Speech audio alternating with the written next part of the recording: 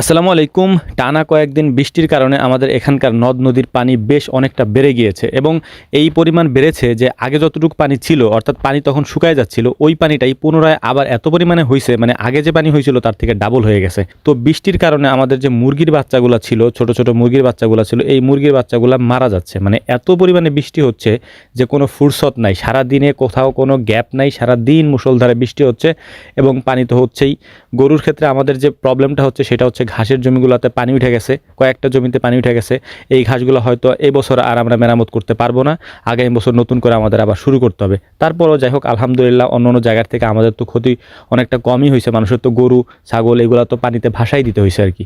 তো যাই হোক আমি একটা প্ল্যান করতেছিলাম, সেটা হচ্ছে মুরগির বাচ্চাগুলোকে বাঁচানো যায় কিনা, যেহেতু এভাবে মরে যাচ্ছে। তো এটাকে বাঁচানোর জন্য মূলত আমি বালু আনার চেষ্টা করতেছিলাম, যে বালু দিয়ে তারপর একটা ঘর তৈরি করে তারপর ওই ঘরে ওদেরকে উঠাবো, যাতে ওরা বাহিরে না থাকে, কারণ আমাদের রাখার মতো তেমন কোনো জায়গা নেই। আর এদিকে টানা বৃষ্টির কারণে হাঁসের বাচ্চাগুলো বেশ কয়েকটা মারা গেছে। এটার কারণ হচ্ছে যে বৃষ্টির কারণে, ঠান্ডা আবহাওয়ার কারণে মারা গেছে।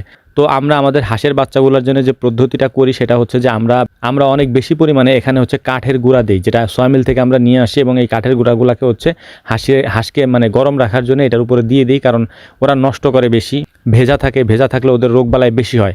তো এইটা দেওয়ার ফলে মোটামুটি একটু শুকনা থাকে।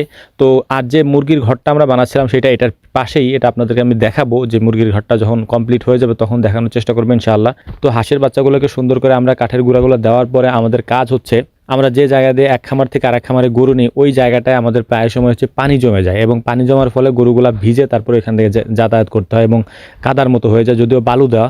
তো যে বালু আমি নিয়ে এসেছিলাম, আমি জানি যে এত বালু লাগবে না, ওই বালুগুলাই আমি হচ্ছে গরুর ওইখানে দেওয়ার চেষ্টা করতেছিলাম। তো এই বৃষ্টির মধ্যে, এই বন্যার মধ্যে হচ্ছে যে কারোই অনেক বেশি সমস্যা হচ্ছে।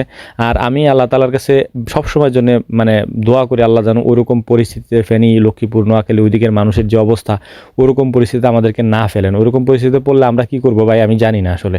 মাঝে মাঝে ভয় হয়, অনেক ধরনের প্রস্তুতি আলহামদুলিল্লাহ একটু নিয়ে রাখছি, কারণ আমি মানুষ হিসাবে হয়তো একটা ডিঙ্গি নৌকায় চড়ে আমি মানে আল্লাহ তাআলা হয়তো আমাকে বাঁচাইতে পারেন, কিন্তু এই গরুগুলা, ছাগল, হাঁস, মুরগি, তারপরে কবুতর, এই সব জিনিসগুলো আমি কি করব তখন? তো এই জন্য হচ্ছে আগাম সব কিছুর প্রস্তুতি আমি নিয়ে রাখতেছি।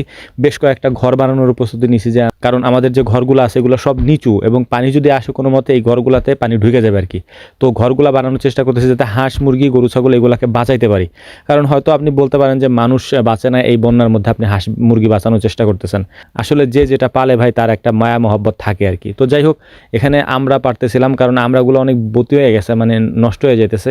আর এদিকে আমার ভাগ্নির হচ্ছে জ্বর, প্রচণ্ড জ্বর। তো ও বলতেছিল যে আমরা খাবে, তো ওকে আমি আমরা পেরে দিচ্ছিলাম। একেবারে বৃষ্টি, আমি কাজ করতে করতে মানে যখনই কাজ করতে যাই হয়তো 5 মিনিট সুবিধা থাকবে, 10 মিনিট বৃষ্টি নামবে। তো বৃষ্টির মধ্যে আমরাগুলো পেরে নিলাম গাছ থেকে, তারপরে ওকে হচ্ছে কেটে দিচ্ছিলাম, কারণ বৃষ্টির মধ্যে এত পরিমাণে বৃষ্টি নামতেছিল, এটা আসলে আপনারা হয়তো ভিডিও দেখে বুঝতে পারতেছেন। বৃষ্টির মধ্যে কাজ করতেছি, যে জায়গাটা আমরা এখন মানে দিলাম, বালু দিয়ে রাখলাম, এই জায়গাটা মূলত হচ্ছে যে পানি জমে যায়।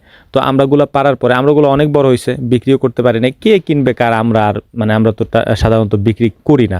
তো আমরাগুলোকে ওকে কেটে দিচ্ছিলাম, ভাগ্নিকে, কারণ জ্বরের মধ্যে হচ্ছে এমনি তো কিছু খায় না, তো ওকে আমরা কেটে দিচ্ছিলাম। আর এরপরে আমাদের কাজ হচ্ছে আমাদের ঘাসগুলাকে কাটতে হবে। এমন একটা সমস্যা, বৃষ্টিতে যখন ঘাস ভিজে যায় তখন এই ঘাসগুলাকে মেশিনে কাটা যায় না। মেশিনে যদি আমি কাটতে যাই তখন হচ্ছে যে মেশিন জড়ায় যায় আর কি, মানে স্লিপ করে। আর এটা খুবই রিস্ক এই মুহূর্তে আমাদের কাজ করার জন্য। আর আমি ঢাকায় গেছিলাম আসুনা ফাউন্ডেশন গত কয়েকদিন আগে, তো ভাবতেছি যে আবারও যাবো ইনশাআল্লাহ, আরও কিছু টাকা পয়সা জমায়ে নিয়ে তারপর হচ্ছে যে আমার আবারও যেতে হবে, কারণ বর্তমানে হচ্ছে যে পানি সব জায়গা থেকে নেমে যাচ্ছে, কিন্তু পানি নামার পরে দুর্ভোগটা আরও বেশি হচ্ছে, কারণ মানুষের তো এখন কিছুই নাই, মানে সব কিছু পানির নিচে চলে গেছে, নষ্ট হয়ে গেছে, ভেসে গেছে।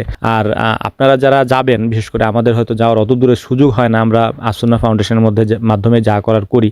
আপনারা যারা অত দূরে যাবেন, আপনাদের কাছে অনুরোধ থাকবে কিছু যদি পারেন তাহলে আপনারা গবাদি পশুর কিছু খাবার আপনারা নিয়ে যাবেন। আসুনা ফাউন্ডেশনে এটার ব্যাপক একটা ব্যবস্থা করা হয়েছে, প্রায় 70-80 টন গরুর খাবার যেটা ওনারা নিয়ে যাচ্ছেন, কারণ মানুষের খাবারটা হয়তো অ্যাভেলেবেল পাওয়া যায়, গরুগুলা মানে তাকায় থাকে। আমার যখন আমি চিন্তা করি আসলে খুবই খারাপ লাগে। তো যাই হোক আল্লাহ তাআলার কাছে দোয়া করি, আল্লাহ যেন এই মানে পরিস্থিতি থেকে আমাদের সকলকেই খুব তাড়াতাড়ি উত্তরণ করেন। তবে দেশের এই পরিস্থিতিতে আমাদের সবারই একে অপরের পাশে দাঁড়ানো উচিত, যে কোনোভাবে যে কোনো উপায়ে আমাদের একজন আর একজনের পাশে দাঁড়ানো উচিত। আজকে আমার হয়েছে কালকে আপনারও হইতে পারে, অথবা আজকে আপনার হয়েছে কালকে আমারও হইতে পারে। তো এটা স্বাভাবিক, যে কোনো মুহূর্তে যে কোনো কারো বিপদ আসতে পারে, এটা স্বাভাবিক একটা ব্যাপার। আর যেহেতু বন্যার একটা ব্যাপার, সেটা খুবই সেনসিটিভ একটা ইস্যু, কারণ হচ্ছে যে এখানে শুধু মানুষ না, অনেক পশু প্রাণী সব কিছুই একবারে বিলুপ্ত হয়ে যায়। তো আল্লাহর কাছে দোয়া করে আল্লাহ যেন এই পরিস্থিতি থেকে আমাদের সকলকেই খুব দ্রুতই উত্তরণ করেন। আসসালামু আলাইকুম রহমতুল্লাহ।